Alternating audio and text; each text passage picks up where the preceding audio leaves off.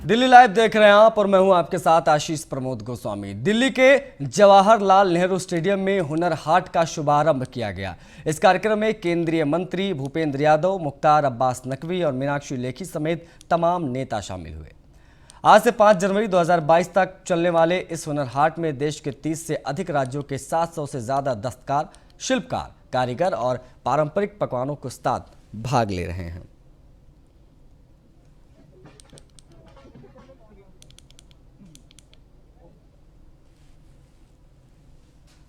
लेकिन यहाँ की विशेषता यह है कि जिस स्किल को, हुनर को विकसित करने के लिए प्रधानमंत्री नरेंद्र मोदी जी ने सारी सरकार को प्रेरित किया, सारे मंत्रियों को प्रेरित किया।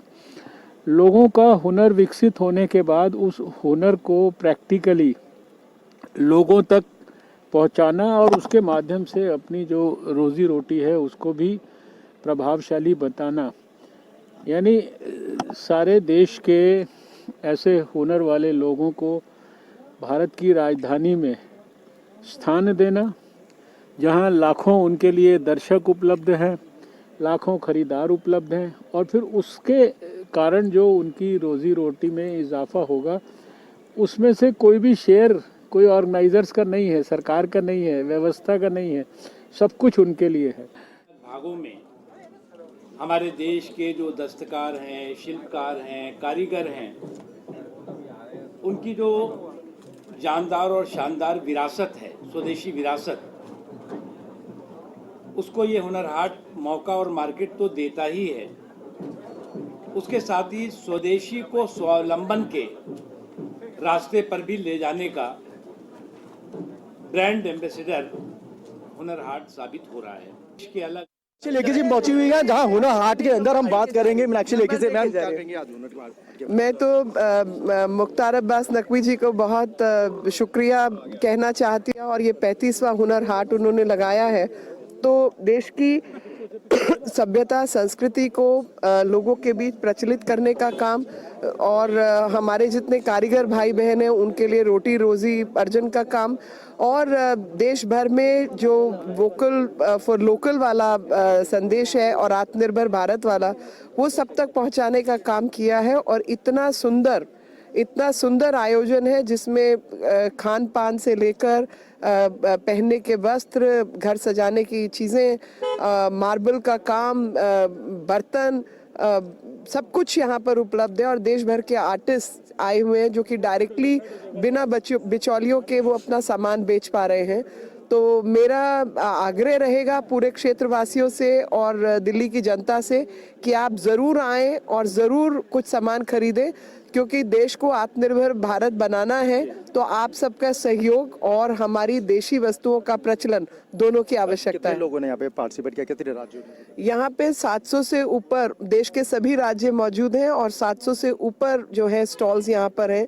और अब तक जो बिजनेस यहाँ पर हुआ है वो सुनने में आया है कि पूर्व में जो लगे हैं ये हुनर हाट, 125 करोड़ का काम इन लोगों ने किया और हर हुनर हाट में 30-35 करोड़ का काम होता है। रोजगार के बारे में क्या कहेंगे?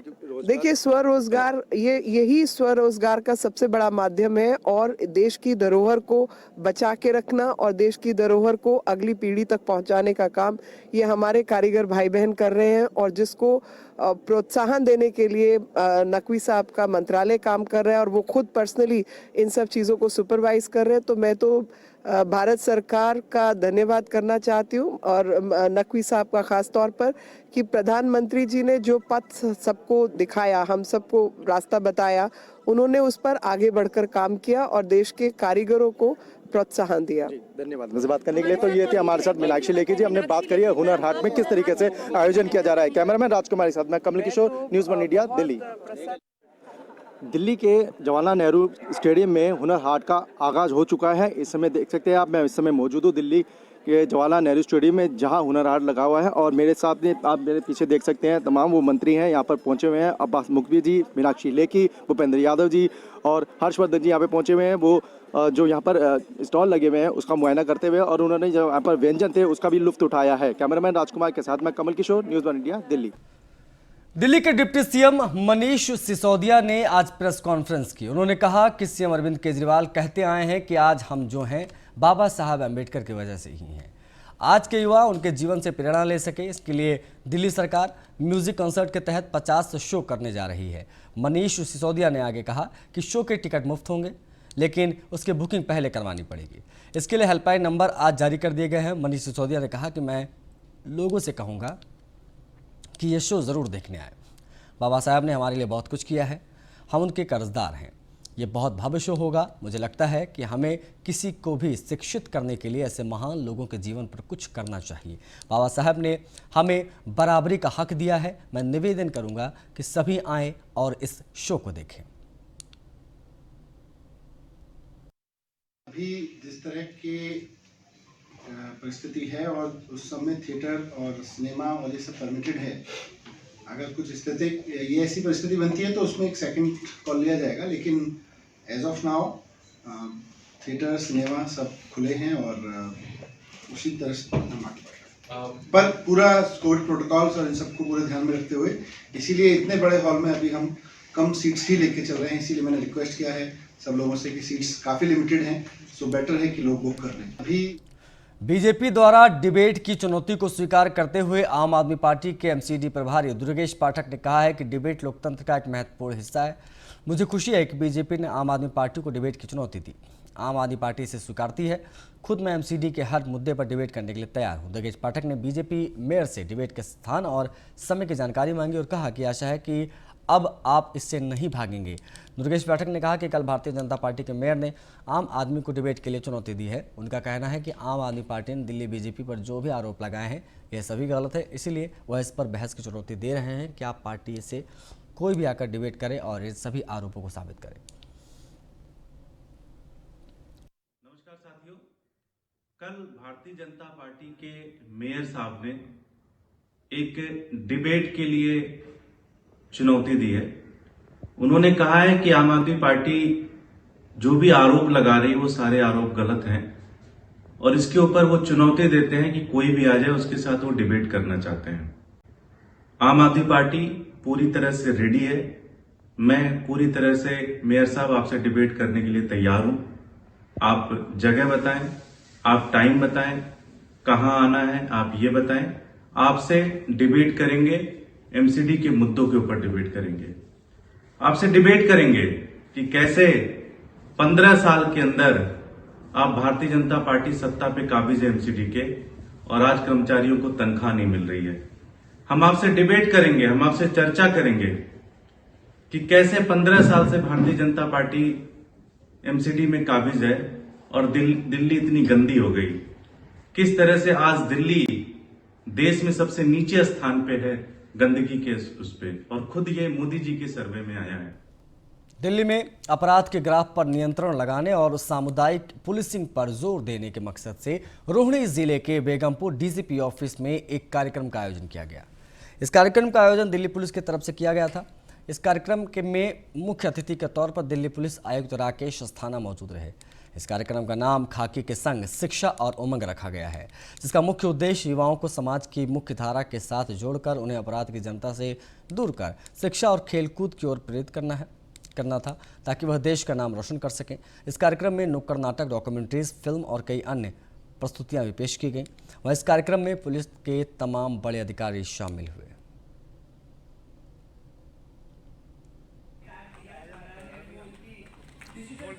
मार्च हुआ बेसिकली हमारा एक कम्युनिटी पुलिसिंग इनिशिएटिव है।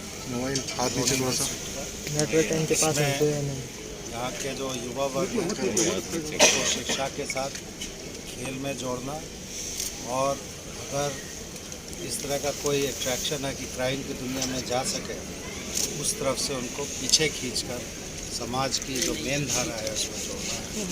और युवा वर्ग चूँकि हमारे देश का भविष्य है, तो उनको शिक्षित भी होना चाहिए, स्वस्थ भी होना चाहिए, और समाज के डेवलपमेंट के लिए पॉजिटिव कंट्रीब्यूशन भी उनको करना चाहिए। ये आज खाकी के संग शिक्षा के और उमंग का जो हमने प्रोग्राम रखा है, ये हमारे जितने भी रोहिणी ज़िले में हमारे कम्युनिटी पुलिसिंग इनिशिएटिव चल रहे हैं, जो जैसे हमारे ग्रामीण क्षेत्र में ग्रामीण पुलिस सहयोग समिति है, हमारे शहरी क्षेत्र में अलग अलग प्रोग्राम चल रहे हैं।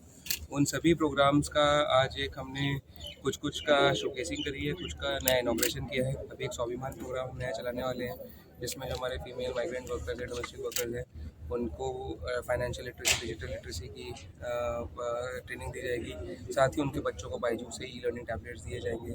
ऐसे ही एक हम अपने जो पुलिस पर्सनल के बच्चे हैं उनके लिए 50 स्कॉलरशिप्स अनाउंस करवा रहे हैं। तो हम जितने हमारे कम्युनिटी पुलिसिंग इनिशिएटिव्स हैं, जिससे हम जनसंपर्क भी करते हैं, लोगों से सहयोग भी मिलता है और क्राइम में भी सुधार में, पुलिसिंग में सुधार में, क्राइम कम होने में मदद।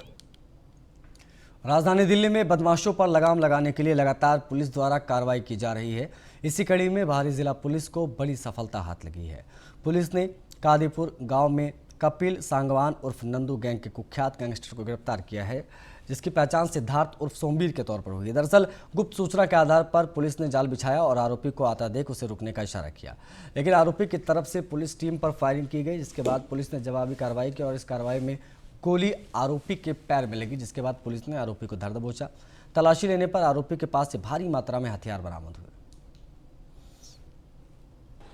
भारी उत्तरी जिले की पुलिस ने बीती रात एक दुर्दांत अपराधी सिद्धार्थ एलियस सोमवीर को गिरफ्तार किया है। इसका संबंध ज्योति बाबा व कपिल सांगवान एलियस नंदू की गैंग के साथ है। कपिल सांगवान एब्सकॉन्डेड क्रिमिनल है और उसके यूनाइटेड किंगडम में होने की आशंका बताई जाती है। यह गैंग गोगी गैंग के काफ़ी क्लोज है। सिद्धार्थ के पास भारी मात्रा में असला बरामद किया गया है। कुल मिला के 12 पिस्तौल व 50 राउंड इसके पास बरामद हुए हैं। सूचना मिलने पे जब पुलिस ने इसे गिरफ्तार करने की कोशिश करी तो उसने पुलिस पार्टी पे फायरिंग करी। जवाबी कार्रवाई करते हुए एक गोली इसके पाँव में लगी। इसकी हालत खतरे से बाहर है, वह इसको अस्पताल में भर्ती।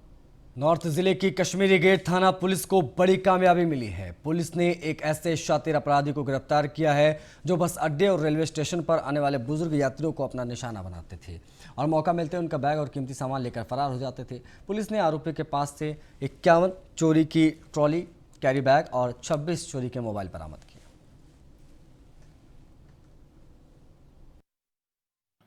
नॉर्थ डिस्ट्रिक्ट के कश्मीरी गेट थाने में ये हमारी चौकी है ISBT। वहां पर हमने एक नए तरीके का एक जो क्राइम करने वाला चोर पकड़ा है, जिसका नाम सूरज प्रकाश। ये साहिबाबाद गाजियाबाद का रहने वाला 24 साल का एक शख्स है, जिसकी कि हमें पिछले 3-4 महीने से तलाश थी। हमारे यहाँ कुछ कंप्लेंट्स आई थी ISBT में, जहां की बुजुर्ग जिनको कि ये एक शख्स मदद करने के नाम पे सूट बूट पहने हुए, बड़ा एक भरोसे वाला आदमी जैसे होता है उस तरीके से ये वहां रहता था। उनको मदद करने के नाम पे कि मैं आपका बैग ले जाता हूं, साथ में चलता था, मौका पाने पे भाग जाता था। बुजुर्ग आदमी उसका पीछा नहीं कर सकता। इस तरीके की हमारे यहाँ पर 7-8 वारदातें पिछले 4-5 महीने में हुई है। दिल्ली में कोरोना और नए वेरिएंट ओमिक्रॉन का संक्रमण तेजी से बढ़ रहा है। दिल्ली में आज ओमिक्रॉन के 7 और नए केस सामने आए हैं। इसके साथ ही दिल्ली में ओमिक्रॉन के मामले बढ़कर 64 हो गए हैं। ओमिक्रॉन के बढ़ते मामलों को लेकर दिल्ली सरकार एक्शन में है। सीएम केजरीवाल ने आज स्वास्थ्य विभाग के तमाम अधिकारियों के साथ बैठक की, जिसमें कोरोना से निपटने के लिए तमाम मुद्दों पर चर्चा हुई। रिपोर्ट देखिए। भारत समेत दुनिया भर में कोरोना का नया वेरिएंट ओमिक्रॉन तेजी से फैल रहा है। दुनिया भर में इसको लेकर चिंता भी बढ़ गई है। बात अगर राष्ट्रीय राजधानी दिल्ली की करें तो यहां भी कोरोना और नए वेरिएंट ओमिक्रॉन का संक्रमण तेजी से बढ़ रहा है। दिल्ली में ओमिक्रॉन के मरीजों की संख्या बढ़कर 64 हो गई है। यही वजह है कि दिल्ली के मुख्यमंत्री अरविंद केजरीवाल एक्शन मोड में नजर आ रहे हैं। कोरोना के बढ़ते संक्रमण के मद्देनजर आज मुख्यमंत्री अरविंद केजरीवाल ने उच्च स्तरीय बैठक बुलाई। इसमें डिप्टी सीएम समेत स्वास्थ्य विभाग के कई अधिकारी मौजूद रहे। इस बैठक में कोरोना की तीसरी लहर और ओमिक्रॉन के बढ़ते संक्रमण को रोकने की तैयारियों का जायजा लिया गया। इतना ही नहीं, बैठक में मरीजों की आइसोलेशन व्यवस्था को मजबूत करने पर भी चर्चा हुई। ओमिक्रॉन को लेके सब लोग काफ़ी चिंतित हैं, क्योंकि पूरी दुनिया भर से जो खबर आ रही है उसके हिसाब से बहुत तेज़ी से फैलने वाला वायरस है। उसकी समस्या को डिस्कस करने के लिए और उनकी तैयारियों को करने के लिए आज सुबह मैंने सभी विभागों की मीटिंग ली थी तैयारियां करने के लिए। ओमिक्रॉन की मोटे मोटे तौर पे 2 कैरेक्टरिस्टिक्स हैं। एक तो ये कि ये फैलता बहुत तेज़ी से, दूसरा ये कि ये काफ़ी माइल्ड है। आपको बता दें कि पिछले कुछ दिनों से राजधानी में कोरोना के मामले हर दिन 100 से पार जा रहे हैं। जाहिर है कि त्योहारों का मौसम है। हालांकि दिल्ली सरकार ने क्रिसमस और न्यू ईयर के जश्न पर रोक लगा दी है, लेकिन जरा सी लापरवाही से ये आंकड़ा और भी बढ़ सकता है। ऐसे में आपात स्थिति से निपटने के लिए सीएम केजरीवाल ने 15 से 16 हजार मेडिकल स्टाफ को तैयार करने के लिए कहा है। साथ ही सीएम ने स्वास्थ्य विभाग को कोरोना के लिए जरूरी दवाइयों को 1 महीने का स्टॉक बढ़ाने के आदेश भी दे दिए हैं। 3 लाख टेस्ट डेली करने की अपनी कैपेसिटी बनाई है कि अगर ज़रूरत पड़ेगी तो 3 लाख टेस्ट दिल्ली में डेली हो सकें। अभी 60-70 हज़ार टेस्ट तक हम डेली करते हैं, लेकिन 3 लाख टेस्ट तक करने की ज़रूरत पड़ी तो हम कर सकते हैं। दूसरा ये कि पिछली बार जब सेकेंड वेव आई थी, अप्रैल के महीने में जो वेव आई थी, उसमें 26-27 हज़ार केसेस डेली मैक्सिमम तक गए थे, सबसे ज़्यादा से ज़्यादा जब हुई थी। इस बार हमने अपनी तैयारी की है 1 लाख केसेस पर डे अगर होते हैं तो उसके लिए भी हमने तैयारी उसके हिसाब से की है। बहुत ज़्यादा प्रकोप होना तो नहीं चाहिए, लेकिन अगर होता है तो चिंता करने की बात ज़रूरत नहीं है, हम सब साथ हैं। बहरहाल राजधानी में ओमिक्रॉन के बढ़ते संक्रमण को लेकर दिल्ली सरकार तो एक्शन में है, लेकिन आपको और हमें और भी ज्यादा सावधानी बरतने की जरूरत है, क्योंकि जरा सी लापरवाही बहुत भारी पड़ सकती है। Video report, news 1 India.